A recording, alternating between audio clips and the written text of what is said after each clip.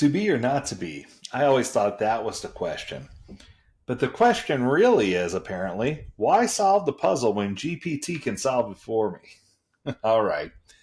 That's a question I never thought I'd ask myself, especially as a young developer. So someone passed along this article to me by Vincent Mokabi. I hope I get that right. And it's how AI is slowly killing my coding creativity and critical thinking.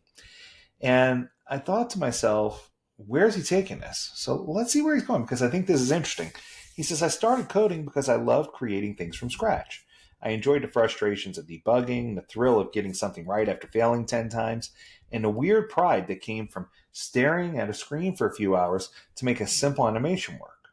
But now, with artificial intelligence just a click away, something important is fading: my creativity. He goes and lists off a numbered list here. So let's go through his list. Number one, I'm becoming dependent instead of creative. These days, I find myself reaching for the AI tools before even trying to think for myself. Whether it's writing a function, solving an error, or building a website structure, I let the machine do the thinking. And while that may seem smart, it's actually doing damage. I'm not growing, I'm outsourcing. Let's go to number two. I skipped the learning process. There was a time when I would read documentation, watch tutorials, and experiment with different approaches to understand something deeply. But now I just ask AI for the code, copy, paste, move on. I don't understand the why anymore, just the what. Let's go to number three. Number three says problem solving is not fun anymore. Coding used to be like solving a mystery. There was a joy in hitting a wall, thinking sideways, and finally breaking through. But now that AI gives instant answers, I'm skipping the mystery and killing the magic. How about number four? My code no longer feels like me. This one's interesting. AI code is fast, neat, and robotic. It lacks my personal touch, the style I was slowly developing. I used to take pride in my variable names, my logic, even my messy but meaningful comments. Now everything feels generic. It's no longer my creation, it belongs to AI. Number five, I don't practice patience anymore. Learning to code requires patience. Failing, reworking, Googling, trying again, it's all part of the journey.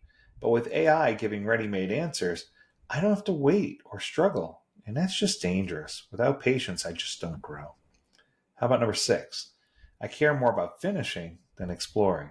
Before AI, I tried different ways to write a function just to learn what worked best. Now I only care about whether it runs.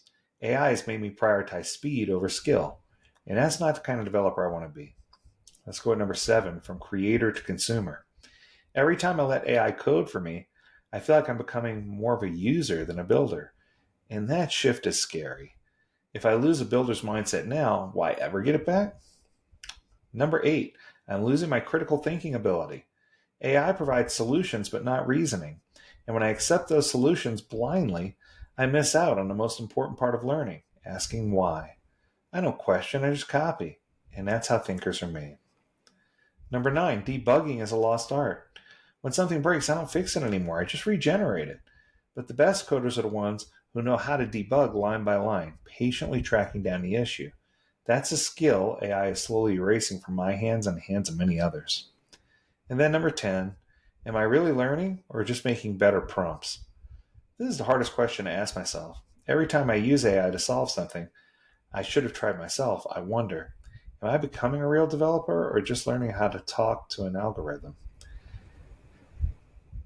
He closes with, AI is not evil, it's brilliant. It saves time, helps with errors, and opens doors we never imagined. But if we rely on it too much, I fear I'll lose something priceless: my ability to think, create, and grow. Interesting. Let me give you my feedback on this. I feel like I understand perfectly what you're saying. One of the things that I find myself telling to computer science people who are going, or new freshmen who are going in for computer science, is I often find myself telling them to be careful because development is changing. And what I'm finding is developers are starting to lean in more on quality management, quality control, than they are on actually writing the code. So the scope of what a developer does and the type of job they have is constantly changing. Much like for a Scrum Master, instead of it being just Scrum Master responsibilities, starting to blend with project management and change management responsibilities. And for product owners, you're starting to see product management instead of instead of just product ownership. And these three changes are incredibly important to notate because in 2025, we're seeing these shifts where people are leveraging AI to help them do their jobs more efficiently and more effectively. And what I can tell you is those changes are happening and they are working. So the question becomes, where do you fit into the grand scheme of things?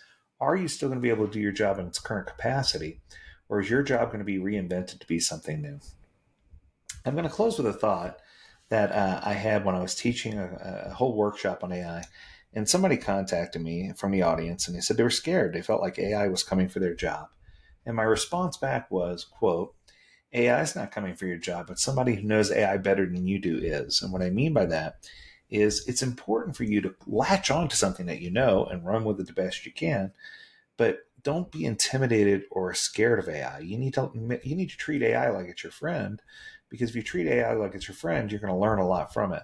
But the second you start dismantling, fearing, or running away from AI, you're going to quickly discover that you're going to go away just as fast as a line of bad code does. That's going to do it. I hope you enjoyed this episode. If you have a topic you want us to discuss, learn more at AgileDad.com. I especially want to thank Vincent for that thoughtful article. And as always, we encourage you to stay healthy, stay well, and stay agile, my friends. Until next time, do take care.